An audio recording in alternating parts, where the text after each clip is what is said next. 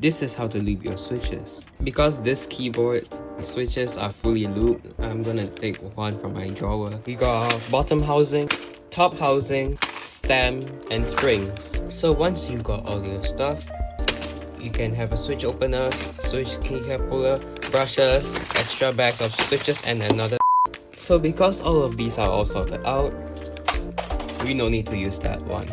First, take your lube and open it up. So firstly, take some milk and lube the walls. Take more milk and lube them top housings. For the stem, lube them with milk as well. And for the springs, take them to a bath.